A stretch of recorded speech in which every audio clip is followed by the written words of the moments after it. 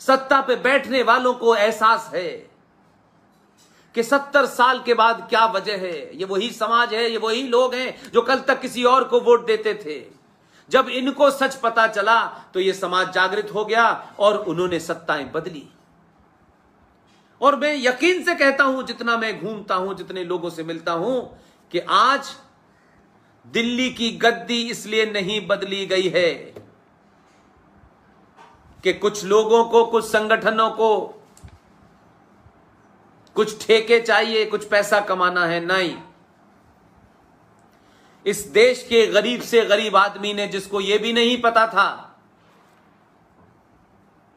कि मुद्दा क्या है, उसे एक ही बार पहली बात समझ में आई, राष्ट्र खतरे में है। राष्ट्र को बचाने के लिए यही वो लोग हैं जो पहली कोशिश कर सकते हैं। इसलिए जाने अनजाने उसे यह भी नहीं पता कि उसका लोकल एमपी कौन है, लोकल एमएलए कौन है। उसे एक चेहरे पे, एक सूरत पे, एक शख्सियत के ऊपर यह यकीन और भरोसा हो गया कि यह बचा सकता है। उसने कुछ नहीं पूछा, पूरी ताकत से आपको सत्ता में बिठा दिया है।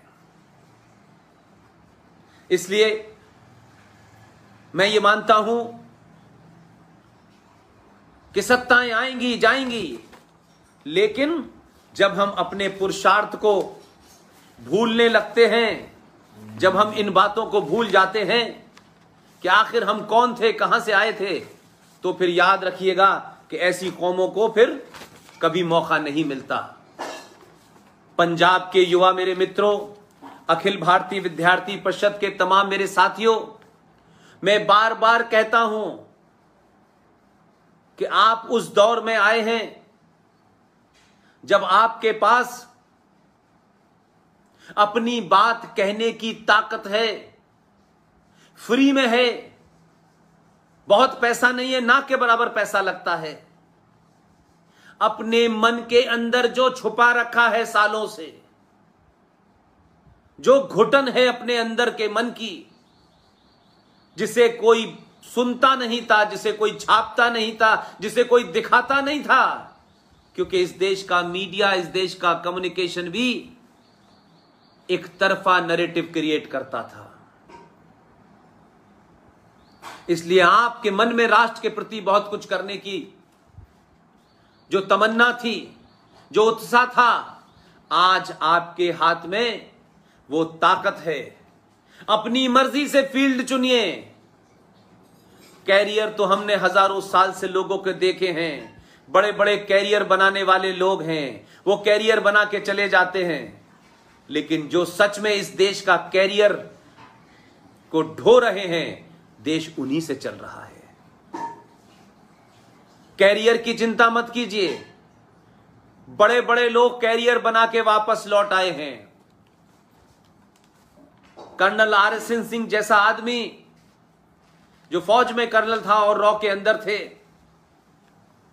संपन्न परिवार के हैं, उनको कुछ नहीं करना है। हजारों लाखों फौजियों की तरीके से वो भी एक थे। निजी तौर पे अपना जीवन एक साधारण आदमी की तरह जीते हैं।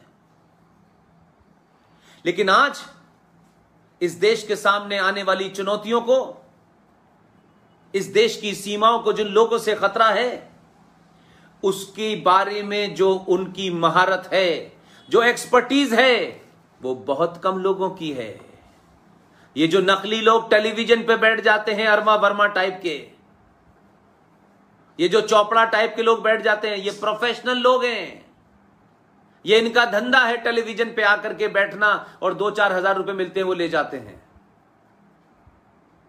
आज बड़े बड़े कैरियर छोड़ करके लोग नीचे आ रहे हैं और वो काम कर रहे हैं जिसे आज से चंद साल पहले मूर्खों जैसा काम कहा जाता था। कहां आप ये बेकार राष्ट्रवाद की बात में पड़े हुए हैं, कहां देश के उत्थान की बात में पड़े हुए हैं, कहां आप सनातन की बात कर रहे हैं। ये सब छोड़िए, कैरियर बनाइए, पैसा कमाइए, मजे कीजिए। आज आप पैसा तो कमा सकते हैं, लेकिन आपका मकान, आपकी दुकान, आपकी कार, आपका मकान और ये पैसा आपको जिंदा नहीं रख पा रहा। ये पैसा आपकी जान को नहीं बचा पा रहा। इसलिए कोई कैरियर चुने, लेकिन कैरियर का माध्यम सिर्फ इतना ही चुने कि आपका जीवन चले। लेकिन ये जो राष्ट्र के सामने चुनौती है, जो घर के बाहर चुनौती आपके पहुंच गई है, जो दरवाजे पे पहुंच गई है, बड़ी कोशिश की। एक पड़ोसी मुल्क ने, जो पंजाब को काट करके बना है, उसने एक पूरा मूवमेंट चलाया और आपको भरमा दिया, और एक मूवमेंट के नाम से भारत को कमजोर किया। और जो उनके हेडक्वार्टर हैं, जहां आप लोग नहीं जा पाते हैं, मैं अपने 12 साल के जीवन में बहुत चीजों को नजदीक से देख के आया हूं। वहां यह तय हुआ कि जितनी भी मार्शल रेसेस हैं भारत में, उनको भारत राष्ट्र के खिलाफ धीरे धीरे धीरे धीरे कन्विंस करके कैसे उनको उनके राष्ट्र के खिलाफ खड़ा करो। और बहाने बनाए गए, उसमें हमारे राजनेता भी शामिल थे, जिसके कारण एक साधारण से आदमी को राजनीतिक एजेंडे के तहत एक आतंकवादी और उग्रवादी बनाया। और कैसे एक इतनी बड़ी सोच को पनपने दिया? क्योंकि हम सो गए, हमने अपनों के बीच काम नहीं किया, और आखिर में एक परिवार के सबसे बड़े लड़के और सबसे छोटे लड़के के बीच में इतनी बड़ी खाई पैदा कर दी कि आज वंकबूर के अंदर मैं बहुत सारे नारे सुनता हूं। आज लंदन की सड़कों के ऊपर अपनी ही रूट्स को, अपने ही दादे परदादों को गाली देने में लोग गर्व महसूस करते हैं। वो गुरु गोविंद सिंह के पुत्रों को भूल गए, वो साहबजादा जोरावर सिंह, साहबजादा फतेह सिंह की कुर्बानी को भूल गए, वो शीशगंज को भूल गए, वो गुरु अर्जन देव की कुर्बानी को भूल गए। इसलिए सत्ता और पैसे के स्वार्थ में जीवन बहुत समय तक नहीं चलता है। जिन सरकारों ने, जिन ताकतों ने आज आपको पैसे के बल पर अपनों से के खिलाफ खड़ा कर दिया है, वही ताकतें, याद रखिएगा, आपको समाप्त करने के लिए किसी और को खड़ा कर देंगी। तब आपके जो छूटे हुए भाई हैं, वो बचाने के लिए इसलिए नहीं आ पाएंगे कि आपने उनको पहले समाप्त कर दिया है। वो आपको ऐसा निहत्था और अकेला करेंगी कि जिस दिन आपकी जरूरत समाप्त हो जाएगी, उस दिन वो आपको समाप्त कर देंगे। ये एक लंबा षड्यंत्र है, जिनका पूरा इतिहास सिखों के कत्लों से भरा हुआ है, जिन्होंने अपनी आंखों से तमाम सारे वो कत्ल देखे हैं। और इसीलिए मैं कहता हूं कि युवाओं, खासतौर से पंजाब के युवाओं से कहता हूं, मैं एक किताब आपको बताता हूं। ये किताब थोड़ा रेयर है, लेकिन मिलेगी।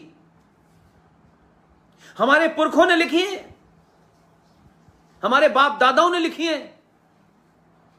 वो किसी राजनीतिक दल में नहीं है आज, वो किसी विचारधारा में नहीं है। उन्होंने जो देखा वो लिखा है। उस किताब का नाम है Muslim League attacks on Sikhs and Hindu in Punjab. Muslim League ने सिखों और हिंदुओं के ऊपर कैसे हमले किए, यह किताब का नाम है। इंग्लिश में टाइटल है Muslim League attacks on Sikhs and Hindus in Punjab. किताब के राइटर का नाम है गुरबचन सिंह तालिब। इनका कोई वंशज राजनीति में नहीं है। उस किताब को पढ़िए, गुरु गोविंद सिंह को याद कीजिए, उनके पुत्रों को याद कीजिए, बंदा बहादुर को याद कीजिए, भाई मतीदास को याद कीजिए। ये कौन थे, कहां से आए थे? ये सब सनातन धर्म के पुत्र पुत्रियां थे। सनातन पे संकट आया, लुटेरों, बदमाशों, बलात्कारियों ने जब मुगलों की शक्ल में इस देश के ऊपर सनातन पे हमला किया, भारत पे हमला किया, तो हमारे ही परिवार के मेरे भाइयों, पंजाब के तमाम बुजुर्गों के साथ बैठें, पता करें कि चंद लोगों ने कैसा खेल खेला है। कैसा नशा आपको दिया है कि आप अपनी पहचान, अपना अस्तित्व, अपनी उत्पत्ति सबको भूल के खड़े हो गए हैं। और किसके साथ खड़े होने जा रहे हैं? जिन्होंने मेरे बाप दादाओं पुरखों को और मेरे परदादाओं को मारा है, मजहब के नाम पे मारा है, उनका कोई कसूर नहीं था। यह कल की कहानी है, कोई पुरानी नहीं।